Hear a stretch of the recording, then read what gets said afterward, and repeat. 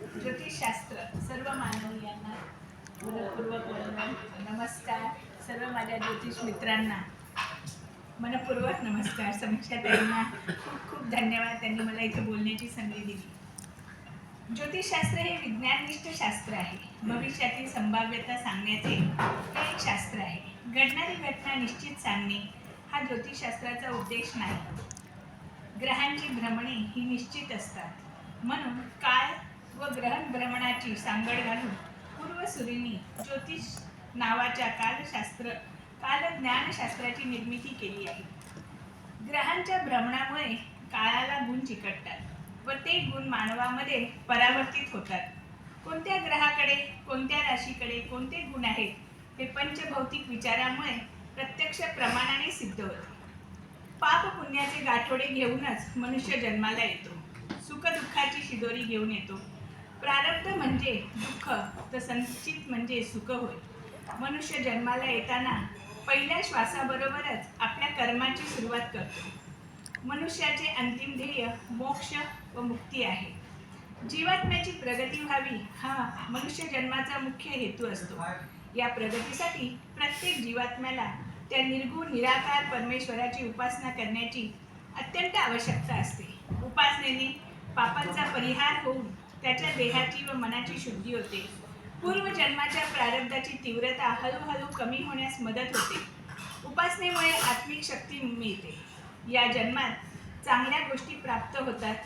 तसेच षडरिपूंवर नियंत्रण ठेवणेही तितकेच आपल्याला आवश्यक असते. आपल्या हिंदू संस्कृतीत विविध परंपरेनुसार, जाती धर्मानुसार उपासना केल्या जातात. जेव्हा जातकाच्या आयुष्यात अनेक प्रकारची संकटे येऊ लागतात, तेव्हा जातक आपोआपच उपासनेकडे वळू लागतो. उपासनेची एक त्रिसूत्री आहे: श्रद्धा, सबुरी आणि सातत्य. उपासनेमध्ये नेहमी सातत्य हवे. उपासना ही नेहमी ठराविक वेळी, ठराविक दिवशी आणि ठराविक वेळेतच केले असता त्याची फलश्रुती आपल्याला दिसून येते.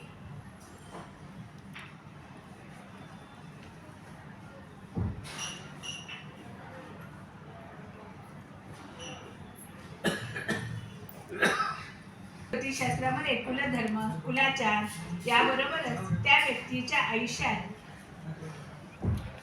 असणाऱ्या गुरु, धर्मगुरु, सद्गुरु इत्यादींच्या प्रभावानुसार आणि मार्गदर्शनानुसार अनेक प्रकारच्या उपासना व्यक्ती करत असतात. त्यामध्ये ग्रंथ वाचन, ग्रंथांचे पारायण, आपल्या आराध्य देवतेचे पूजन, तसेच ध्यान धारणा केले जाते. जेव्हा जातकाच्या जीवनात अनेक प्रकारची संकटे येऊ लागतात, त्यावेळेला जातक आपोआपच उपासनेकडे वळू लागतो. उपासनेवर जातकाची श्रद्धा आणि दृढनिष्ठा आणि सातत्य हे तितकेच महत्त्वाचे आहे. उपासनेने अनेक प्रकारचे फायदे मिळतात. उपासना श्रद्धेने केली असता संकटांचा सामना करण्याची ताकद जातकाला मिळते. उपासनेने जातकाचे मन एकाग्र होते. सकारात्मक विचारामुळे शरीरही निरोगी राहते. अनेक मोठमोठी संकटे आली तरी उपासनेच्या माध्यमातून जातक यशस्वी ठरतो आणि जातकाला यश मिळते. उपासना केल्यामुळे पत्रिकेतील ग्रहांचे वाईट परिणाम दूर होण्यास मदत होते. देवासमोर डोळे झाकून शांत बसून उपासना केल्यामुळे अहंकार दूर होतो आणि मनाची एकाग्रता वाढते. उपासनेमध्ये दोन प्रकार आहेत: नित्य उपासना आणि नैमित्तिक उपासना.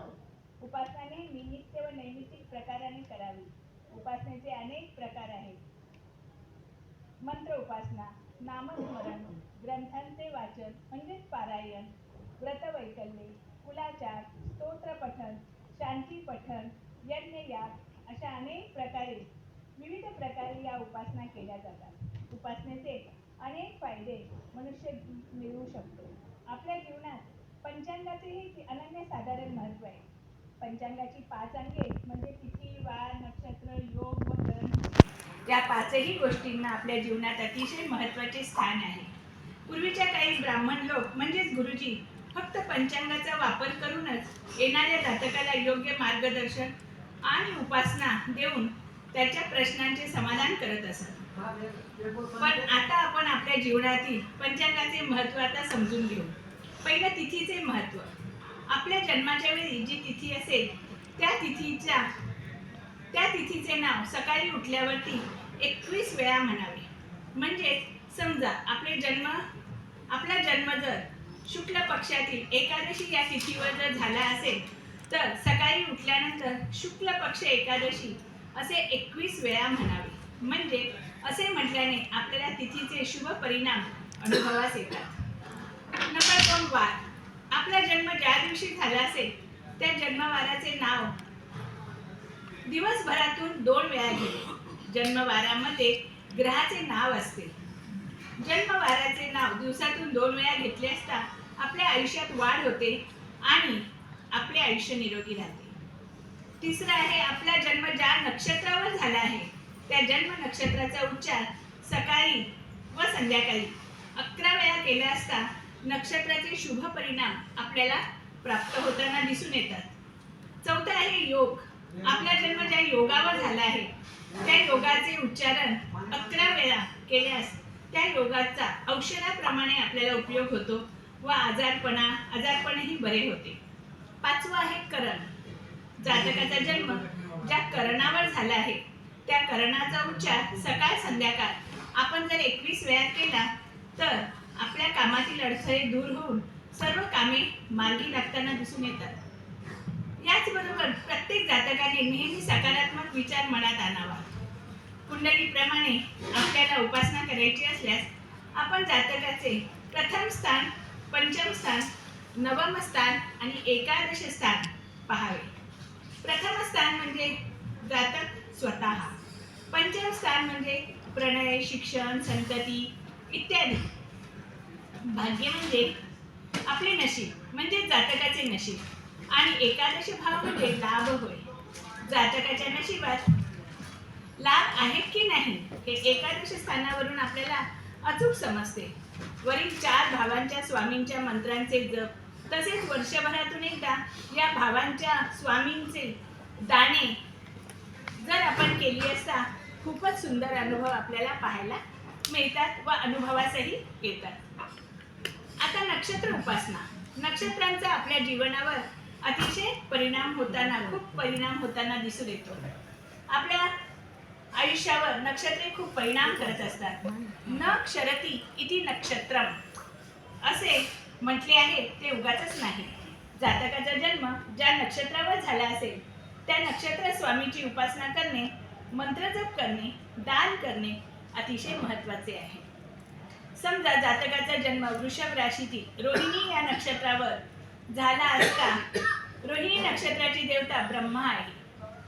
अशा जातकाने ओम प्रजापतये नमः या मंत्राचा जप केल्यास नक्कीच फायदा होईल. तसेच रोहिणी नक्षत्राचा आराध्य वृक्ष जांभूळ आहे. अशा व्यक्तीने घराच्या अंगणामध्ये जांभळाचे वृक्ष लावले असता व त्याची जोपासना केली असता त्याला शुभ परिणाम मिळताना दिसून येतात.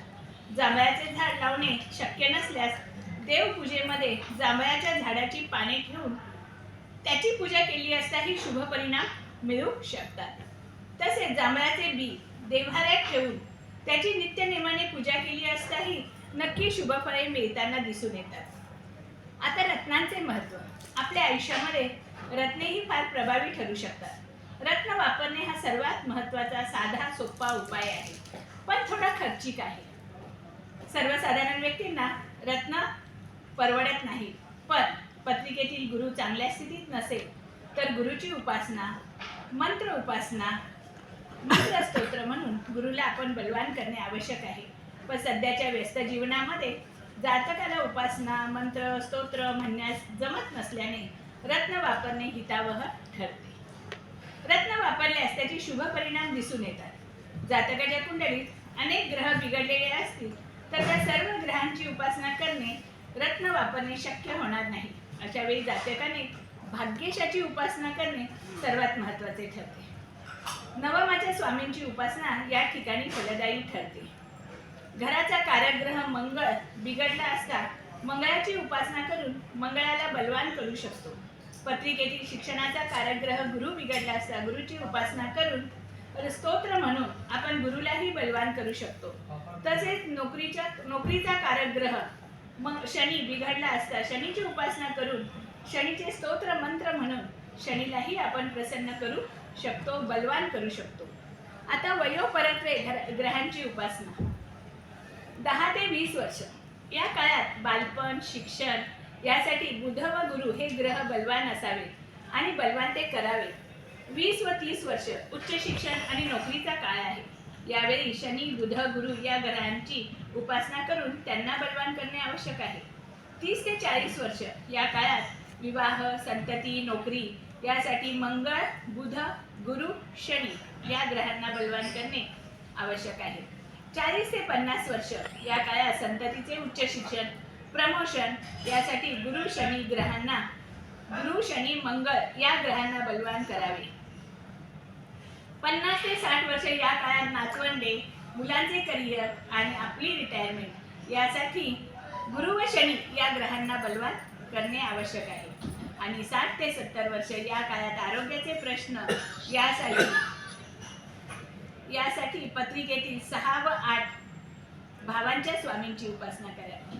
काही ठिकाणी पत्रिका न पाहताही आपणास कोणता ग्रह बिघडला आहे, कोणत्या ग्रहाची उपासना या जातकाला द्यावी हे आपल्याला अचूकपणे कळू शकते. जसे की जातकाला सततचे आजारपण असेल, घाबरल्यासारखे वाटत असेल, कोणत्याही कार्यात यश येत नसेल, अपयश येत असेल, आत्मविश्वास त्याचा कमी झाला असेल, अशा वेळी पत्रिका न पाहताही आपण सांगू शकतो की याचा लग्नेश बिघडला आहे. जातकाचा जेव्हा लग्नेश बिघडतो त्यावेळी अशा वरील घटना आपल्याला ऐकायला येतात. जातकाला आपण लग्नेशाची उपासना, आरोग्याचा कारक ग्रह रवीची उपासना देऊन जातकाचा प्रश्न चुटकीसरशी सोडवू शकतो. तसेच भावंडाबरोबर मतभेद असतील, कोर्ट कचेरी चालू असतील तर आपल्याला पत्रिका न पाहताही कळू शकते की या जातकाचा मंगळ बिघडला असणार. आपण मंगळाची उपासना, मंत्र, स्तोत्र देऊन जातकाला या प्रश्नातून नक्कीच सोडवू शकतो, त्याचे उत्तर मार्गदर्शन करू शकतो. समजा वैवाहिक सुखात सतत वाद होत असतील, भांडणे होत असतील, एकमेकांशी पटत नसेल, अशा वेळी पत्रिका न पाहताही एखादा जाणकार ज्योतिष लगेचच ओळखू शकेल की या व्यक्तीचा शुक्र बिघडला आहे. याला शुक्राची उपासना देऊन त्याचा प्रश्न पत्रिका न पाहताही आपण सोडवू शकतो. शुक्र म्हणजे स्त्री आहे, शुक्र म्हणजे पत्नी, आई, बहीण आहे. त्यांचा आदर करणे, सन्मान करणे आवश्यक आहे. जवळ देवीचे मंदिर असेल तर देवीची ओटी भरायला सांगून या उपायांनी सुद्धा जातकाचा प्रश्न नक्कीच आपण मार्गी लावू शकतो. नोकरी व्यवसायात यश न मिळणे, हातातोंडाशी आलेला घास निघून जाणे, अशा वेळी जातकाच्या पत्रिकेतील गुरु बिघडला असावा असे आपण नक्कीच सांगू शकतो.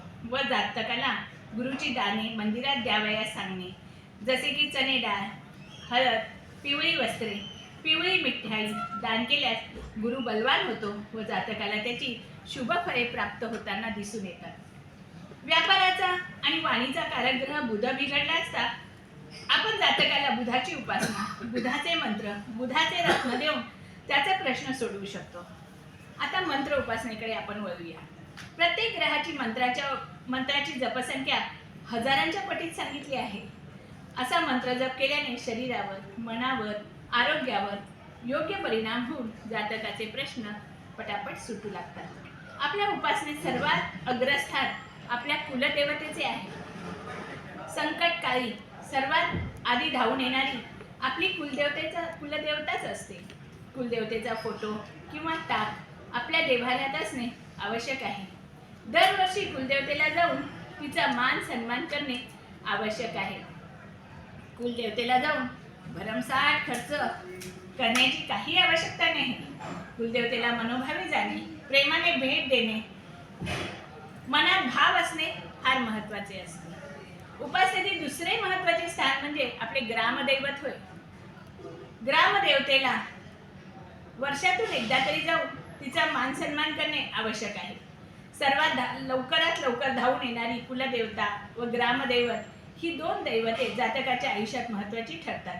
देवाऱ्यावर ग्रामदेवतेचा फोटो असणे आवश्यक आहे.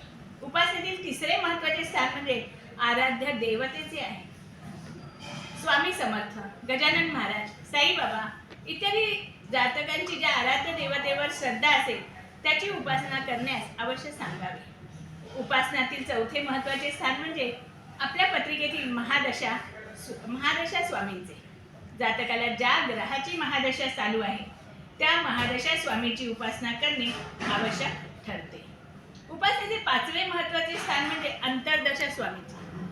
जातकाला ज्या ग्रहाची अंतर्दशा चालू असेल त्या अंतर्दशा स्वामीची उपासना करणे फलदायी ठरते।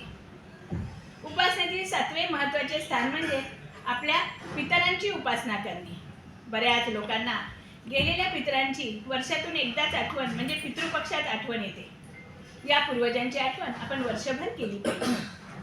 आपली नित्यपूजा झाली की दक्षिण दिशेला तोंड करून उभे राहून मनोभावे प्रार्थना करणे, झालेल्या चुकांची त्यांच्याजवळ क्षमा मागणे आणि मनोभावे नमस्कार करणे आवश्यक आहे। उपासनेतील सातवे महत्त्वाचे स्थान म्हणजे आपल्या माता पित्यांचे आहे। त्यांना जिवंतपणी आनंद देणे, सुख देणे हे प्रत्येक मुलाचे कर्तव्य आहे। जिवंतपणी आई वडिलांना प्रेमाने वागवणे आणि गेल्यानंतरही त्यांना स्मरणात ठेवणे हे प्रत्येक व्यक्तीचे, प्रत्येक जातकाचे कर्तव्य आहे। आपल्या भारतीय संस्कृतीत माता पित्यांना देवाचे स्थान दिले आहे। मातृदेवो भव, पितृदेवो भव असेही म्हटले आहे। जिवंतपणी आई वडिलांना आनंदात ठेवणे, सुखात ठेवणे आणि गेल्यानंतरही त्यांना स्मरणात ठेवणे हे प्रत्येक मुलाचे कर्तव्य आहे। जीवनातील अनंत अडचणींवर एक पर्याय म्हणजे उपासना होय। मंत्र, स्तोत्र यांचे महत्त्व। आपल्या सर्वांच्या जीवनात गायत्री मंत्राचे अतिशय महत्त्व आहे। गायत्री मंत्र हा जीवनदायी व आरोग्यदायी मंत्र आहे। हा रवीचा मंत्र आहे। तांब्याच्या भांड्यात पाणी घेऊन 21 वेळा गायत्री मंत्र म्हणून आजारी व्यक्तीला हे पाणी प्यायला दिले असता त्याला ताबडतोब बरे वाटेल। इतकी शक्ती या गायत्री मंत्रामध्ये आहे। सकाळी उठल्यावर आंघोळ करून सूर्याकडे बघत 11 वेळा गायत्री मंत्र म्हटले असता शरीरात प्रचंड ऊर्जा निर्माण होते आणि आपले शरीर निरोगी राहते। दुसरा आहे श्रीराम जय राम जय जय राम। या मंत्राच्या पठणाने अनेक शक्तींचा लाभ होतो। भूतबाधा, पिशाच्यबाधा, करणी बाधा या सर्वांवर या मंत्राचा हा मंत्र जालिम उपाय आहे। ओम गम गणपतये नमः या मंत्राच्या जपाने सर्व विघ्ने दूर होतात, संकटांचा नाश होतो। नारद ऋषी रचित गणपती स्तोत्र म्हटले असता 6 महिन्याच्या आत सर्व सिद्धी प्राप्त होतात, सकल संकटांचा नाश होतो। या स्तोत्राच्या पठणाने विद्या, धन, आरोग्य, मोक्ष सर्व काही जातकाला मिळते। नवनाथ भक्तिसार या ग्रंथातील प्रत्येक अध्यायाचे आगळे वेगळे महत्त्व आहे। नवनाथ भक्तिसार या ग्रंथातील 28वा अध्याय संध्याकाळी 7 नंतर वाचले असता लवकरच जातकाचा विवाह योग्य आणि अनुरूप ठिकाणी होतो, पण यात श्रद्धा आहे। संत तुलसीदास रचित हनुमान चालीसा वाचल्याने ICU मध्ये असलेल्या आजारी व्यक्तीलाही बरे वाटण्याचे सामर्थ्य या स्तोत्रामध्ये आहे। समर्थ रामदास स्वामी रचित मारुती स्तोत्र नित्य वाचल्याने भूत, प्रेत बाधा, पिशाच्य पीडा, गृहपीडा, रोग, व्याधी सर्व चिंता दूर होतात। शिवलीलामृतचा 11वा अध्याय वाचल्याने पिशाच्य बाधा, गृहपीडा दूर होतात। शनी महात्म्य, व्यंकटेश स्तोत्र, विष्णू सहस्रनाम यांच्या नित्य पठणाने जातकाचे जीवन संकटमुक्त, सुखी आणि समृद्ध होते। भार्गव ऋषी रचित सार्थ ऋणमोचक मंगल स्तोत्र वाचल्याने जातकाचे ऋण फिटते, जातक कर्जातून मुक्त होतो। भार्गव ऋषींनी हे स्तोत्र स्कंद पुराणात लिहिले आहे।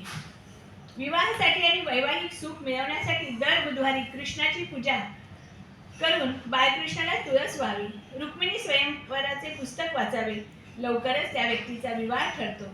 तसेच नवनाथ भक्तिसारातील 28वा अध्यायाचे रोज सकाळी संध्याकाळी 7 नंतर वाचन करावे, लवकरच योग्य ठिकाणी विवाह ठरतो आणि जातकाला वैवाहिक सुख उत्तम मिळते। स्त्रियांनी रोज सकाळी उठल्यानंतर आणि रात्री झोपताना ओम नमो भगवते वासुदेवाय या मंत्राचा जप जमेल तितका केला असता त्यांचे अतिशय शुभ परिणाम घरामध्ये दिसून येतात। घरामध्ये सुख, शांती, समृद्धी नांदते। प्रत्येक स्त्रीने घरासमोरील अंगणात रांगोळीने आधी श्रीराम लिहून त्याच्या खाली स्वस्तिक काढून त्यावर हळद कुंकू वाहावे। असे केल्याने घरामध्ये कोणतीही दृष्टपीडा घरात येत नाही. घरात सुख शांती नांदते. कोणत्याही महत्त्वाच्या कामाला जाताना प्रत्येक स्त्री पुरुषाने त्या त्या वाराच्या रंगाचे वस्त्र परिधान करावे. वस्त्र परिधान करणे शक्य नसेल तर त्या रंगाचा रुमाल किंवा कागद जवळ ठेवावा. ज्या कामासाठी जात आहे त्या कामात नक्कीच यशप्राप्ती मिळते. समजा सोमवार आणि बुधवारी पांढरे वस्त्र परिधान करणे आवश्यक आहे. मंगळवारी लालसर वस्त्र परिधान करणे, गुरुवारी पिवळसर वस्त्र परिधान करणे, शुक्रवारी आकाशी निळ्या रंगाचे वस्त्र परिधान करणे, शनिवारी निळसर किंवा निळ्या रंगाचे वस्त्र परिधान करणे. अशा प्रकारची वस्त्र परिधान केली असता निश्चितच तुमच्या प्रत्येक कामामध्ये यशप्राप्ती होताना दिसून येते. उपासनेमध्ये वेळ स्थान निश्चित करून वरील सांगितल्याप्रमाणे जातकाने योग्य प्रकारे उपासना केली असता जातकाचे जीवन सुखी, समृद्ध आणि आनंददायी होईल हे निश्चितच मी सांगू शकते. श्री स्वामी समर्थ. मी माझे भाषण पूर्ण करते.